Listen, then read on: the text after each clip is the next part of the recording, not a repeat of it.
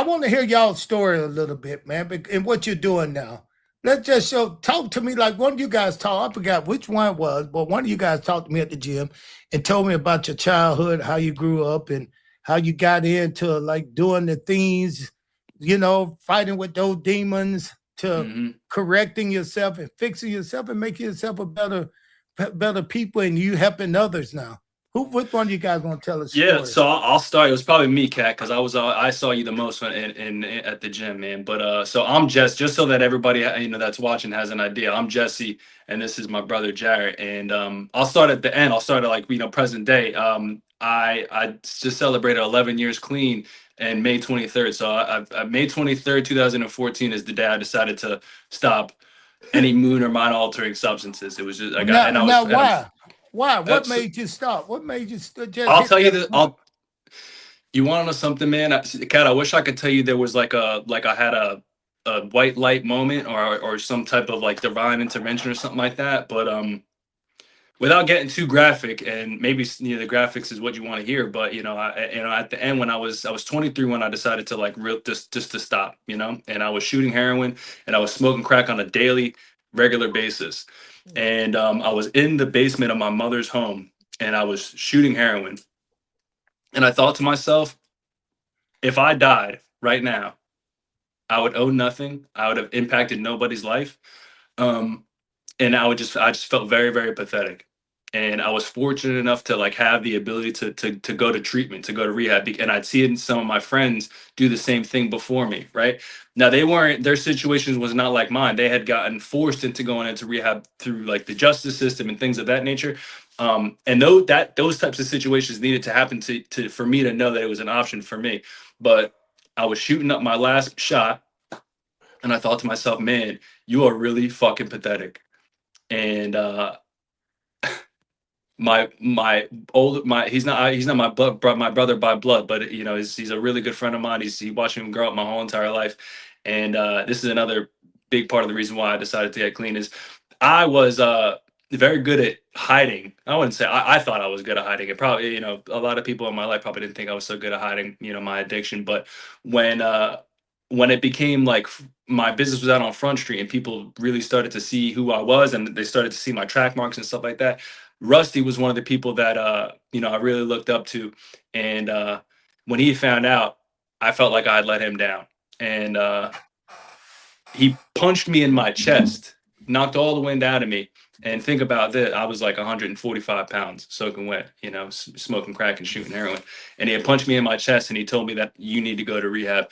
Um, and that was like a big moment in my life where I thought, if this guy's telling me I need to get help, I just got into a place where I was beaten enough, spiritually and physically, where I was beaten to the point of reasonability, and that was how I got clean. Mm, okay. How about you, Jared? Did you So go my, down this same line, or was it something different with you in your life? so me and Jesse, we were eavesdropping a little bit when you guys were, before we segue into this, and you were talking about, you having the experience of being prescribed pills, um, you know, and my experience was, I believe that I became addicted accidentally, right? I I got into a car accident, and I was prescribed these pills, and after taking these pills for a little bit of time, I realized that I had it gave me an effect, right?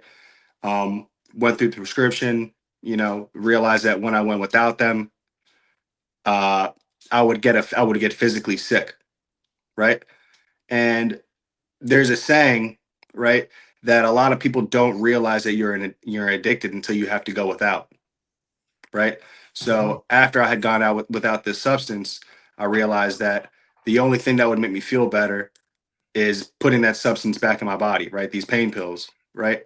Now, fast forward some time, right? After taking pain pills for a number of months, uh, they begot that, this is back in 2014. They were getting harder and harder to find on the street, Mm. right?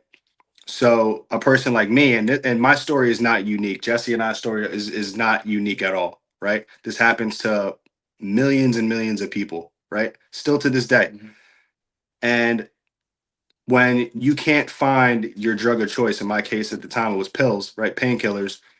I went to a cheaper, more affordable option, right? Which was heroin, right? Same effect. Yeah. You know, it's an opiate. Couldn't get those in the suburbs though. Couldn't get it in the suburbs, right? Where we were raised. So we had to go on the streets, right? And we were in Newark, New Jersey, and my addiction took me to, you know, just asking people in the streets, you know what I mean? In like, you know, very dangerous areas, you know, where we grew up, if they could find heroin, you know what I mean? And again, just like Jesse, I got to a point where I was like, how did I even get here? Right. But luckily enough for me, just like Jesse, I had the resource, you know, and I had people who had gone to treatment and gotten clean before. And I hadn't even realized that that was even an option for me. I didn't realize that, you know, people were living life without the use of drugs. I just thought that this was my life, and you know, it's unfortunate it happened to me, but I just didn't think that there was a way out. And then once I realized that there was a way for me to stop, I kicked drugs for a long time. In 2014, I went to treatment, and then I didn't pick them back up, right? Because I got clean in 2014, but I haven't stayed clean all the way through since 2014, like Jesse has, right? Addiction for me, I believe, isn't a disease, right? And all we have is a daily reprieve, and it's a constant, you know, it's constant maintenance, right? You have to continue to do the work every single day, right? So with 9 years clean, um, I had relapsed, right? And when I had relapsed, right, I put the first substance into my body that I had in 9 years. It wasn't a painkiller. It wasn't a drink or anything like that. It wasn't even my drug of choice. It was cocaine, right? And that similar reason is the reason why I know definitively that I'm truly an addict, is because I know for me, my drug of choice, it's not painkillers, right? It's not alcohol, it's not cocaine, it's not weed, it's whatever's in front of me at the time when I make that decision, right? And I went on a I went on a good, you know, 3 day run. And the way that I use is not pretty. You know, it's not like a party. I'm not out with fucking, you know, in the strip club with, you know, partying with girls and all this stuff. I was by myself. It was some of that. You know, it was definitely it started like that, but it didn't end like that. It ended with my brother, you know, coming into my house, right, after not hearing from me for 3 days, and I was up for 3 days using, you know, up for 3 days using cocaine. And then after that, man, like after 9 years of being clean, 3 days of using, it was so difficult to try to stack the days up to just get back to where I was at before. You know what I mean? But because throwing away the time, right? Throwing away the time, it's like you know, you piss on, you know, like you don't realize how important like a substantial amount of like clean time is until you throw it away. exactly. You know, like even with like 11 years clean, it's like, you know, it doesn't register with me that that's a long time. It's a very long you know? time. So with you guys, I mean, okay, that's the bottom of the pail. We understand that. Mhm. I want the people to hear now about what you guys are doing now. Oh man, You guys, and why are you guys doing it? Tell us about your facility and tell us how you came to do you that. should talk about Yeah, you should talk about when, because you know how Kat was just saying how he had seen that rehab center and he wanted that job. You should tell him about when you So, were. Kat, it's crazy that you had mentioned that. So, right before you had us on, you know, we heard your story about when you were 16 years old, and you know, a friend of yours or somebody that you knew went to rehab, and you know, you wanted to be involved somehow. You wanted your presence to be felt. You wanted to be helpful, and you ended up not getting that job. When I went to treatment, when I was 23 years old, I was around you know, those people that were, you know, probably like, you know, maybe not the counselors, but we called them behavioral health technicians, and they were basically just like the babysitters of the drug addicts that were at the facility. And as a 23-year-old, I mentioned this before. You know, my last day using, one of the thoughts that I had was like, if I died, I would have impacted nobody. No one would miss me. No one would even know that you know, I was a blip on life, and then I was gone, and that would be that. And that was like a visceral thing for me. It bothered me. So when I got clean, one of the things that I really wanted to do is I just wanted to like I wanted to be helpful. I wanted to be impactful, right? And that's a lot of people's story. And I remember sitting in treatment thinking, I'm going to have one of these one day. I'm going to own one of these because I love being able to help a demographic that, you know, a lot of people don't have an appreciation for, or just at the time it wasn't like how it is today, man. You know, I think that behavioral health and just addiction, it's taken on a different type of like sympathy. I think that people are a little bit more sympathetic than they were, you know, 10 years ago. But that was my story, is that I decided that I wanted to get clean. And when I was in treatment, I decided that I was going to own a treatment facility one day.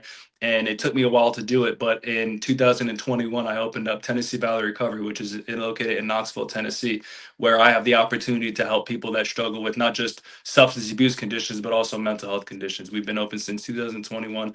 We're going into our 5th year right now, and it's a labor of love. It's not anything that I expect to be congratulated for, or I don't. My that's not what my intention is. It's something that I do happily, and I would do it happily every single day until the day that I die, because it's something that I truly believe in. I think that we do great work, and it's something that needs to continue to be done. So how did you put that together? Alcohol, substance abuse, and mental. I mean, it's something that they usually go hand in hand, you know. And again, I Okay. think Jarrett showed he shed a little bit of light on it, but there's data that really supports that addiction starts before the substance is put into somebody's body, right? And one of and the reason why I'll say that is because my experience was my introduction to addiction, way before I started using the actual drugs, physical drugs, was like validation. I love to be told like that, you know, I was doing the right thing, or I loved the attention that I received from women. It just did something. It released this dopamine effect in my brain that I just got so addicted to, you know, and that translated to when I was in high school, you know, trying to, you know, be the best athlete, or, you know, get the best grades so that the teachers would recognize me, or like my coach would recognize me, or the women would recognize me, you know. And when you really peel back the layers, the drugs aren't the problem. The drugs are how somebody that doesn't have the tools to deal with the problems, that's how they deal with the problems. You ask a lot of drug addicts, and the drugs are the solution to the problem. The Oh, problem okay. is like the depression, or the, you know, the Oh, post-traumatic stress. oh, Or the bro, wait a pain, the minute. physical pain. You just hit all the things we were talking about in pro wrestling. hmm Eddie, I used to travel around with Eddie. And Eddie and I stayed at the same hotel, and he was always like depressed. Even when he wasn't high or drunk, he was always like depressed. He looked like he depressed. You look at Chris Benoit. Chris Benoit, every time I see him, he seemed like he's anxiety, like he had so much energy that he did not know what to do with it. So to me, the drug was just part of that. You know, the way they kind of released that to them. I was reading something this week, and it was talking about how somebody found this Nickelodeon kid star living on the I saw that street of too. California.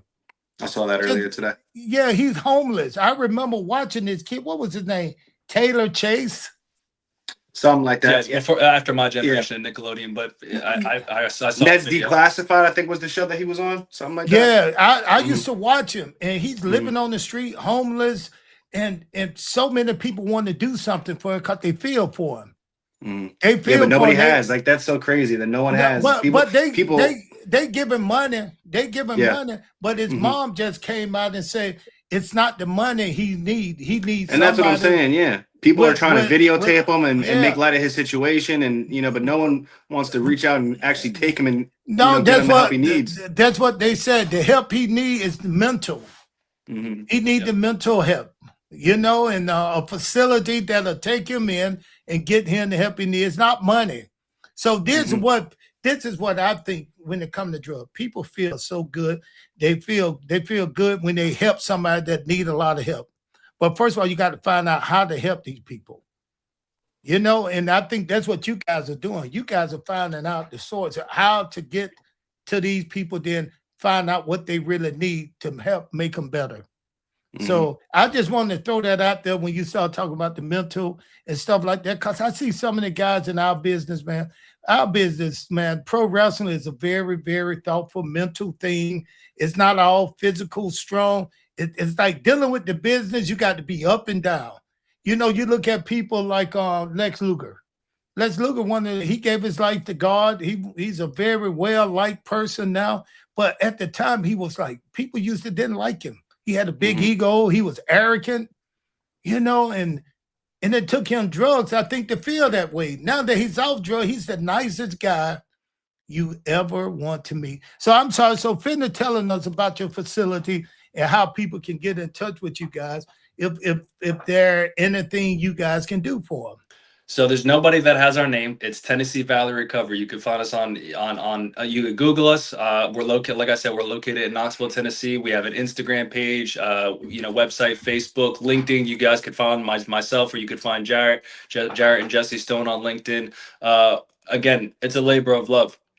We're not hard to find. I would give my phone number out to anybody that asks me for it. It's as simple as, and listen, forget about treatment. If you wanted just another person to speak to about your addiction or your mental health condition, not even in a therapeutic setting, if you just wanted a dude to just hear what you got going on, I'm your guy. Again, it's not something that like it's not about the money. It has nothing to do with that. It's just someone did it for me, so I want to do it for somebody else. Each one teach one. Amen. Now you guys didn't come up to where you didn't have a mother or father, you were poor living on the street, right? Couldn't be farther from what our story is. Let's hear your story as a child. How did you tell me about it? Jack, go ahead. You I've been speaking a lot. Go ahead. Yeah, so I mean, our childhood was great, man. We didn't have, everything that we wanted, but we definitely have everything we needed. You know what I mean? Grew up in a very lower middle class, went to private school, did sports. Our parents were divorced, but they did their best to co-parent, you know what I mean? So we saw our father every other week, you know what I mean? We lived with our mother, did relatively well in school and all of these things, and again, Jesse and myself, we took care of each other, watched each other's backs. We had an older brother, who was in our life that, watched us, watched over us as well. So there wasn't any, there was not a situation that happened in our lives that, knocked us off track, really. We had every single thing that you could, really want as a child. Now, you guys are twins? Yes, sir. We are. Awesome. Who was born first? That's me. Jared. All right. 1 minute older. And I'll never let him I'll never let him forget it. It's Well, like we let say me- happy birthday, and then in a minute later, we say happy birthday to you. Yeah. That's it. We actually just celebrated our 31st last week on the 5th. Our Awesome. 35th. 35th, sorry. 35th. That's my damn